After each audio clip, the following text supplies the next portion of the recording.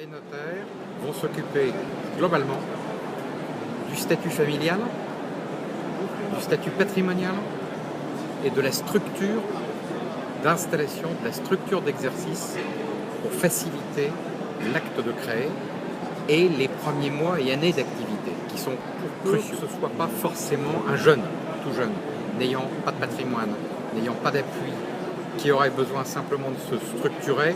Je ne pense pas qu'il ait vraiment besoin de nous à ce stade-là.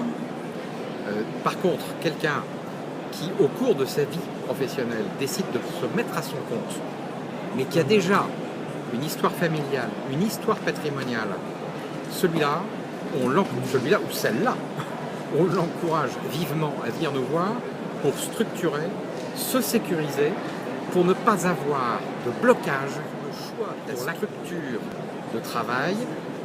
On va laisser le choix et expliquer à notre interlocuteur, à notre artisan, commerçant, professionnel libéral, que l'entreprise individuelle, c'est un statut multiple, dont le IRL, je dis bien dont le IRL, mais on est amené parfois à conseiller non pas le IRL, mais le URL, qui est une société.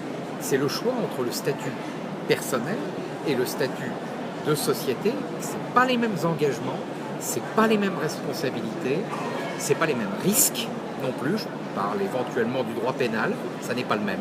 Quand on fait une sottise, on peut avoir une double peine quand on est en société, alors qu'en individuel et en EIRL en particulier, non. Le choix de l'EIRL n'est pas neutre.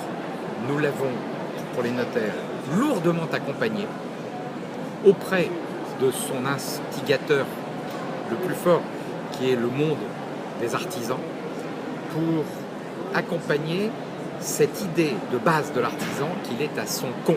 Il n'est pas en société, il est à son compte.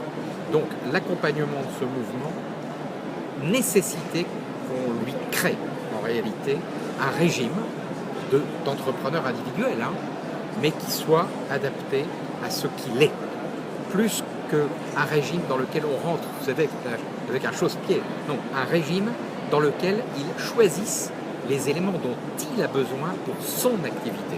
C'est quelque chose de très adapté, pour peu qu'il y ait eu un conseil dans la mise en place des reçus. C'est le notaire, c'est pour les riches, c'est pour les gens qui ont du patrimoine, ce sont les gens chez qui on va traiter des successions.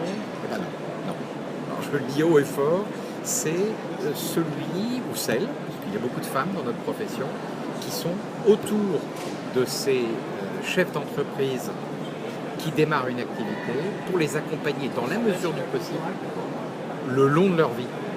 L'objectif, c'est pas de les, pardonnez-moi, mais de les assassiner avec des honoraires ridicules, alors que l'objectif est de les accompagner, donc de les faire se créer et croître avec un maximum de sécurité pour qu'ils puissent se développer, acquérir du patrimoine, construire autour de ça une famille qui se développe et qui s'enrichit, n'ayons pas peur des mots.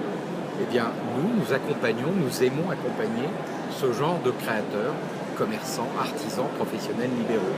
Nous sommes des chefs d'entreprise.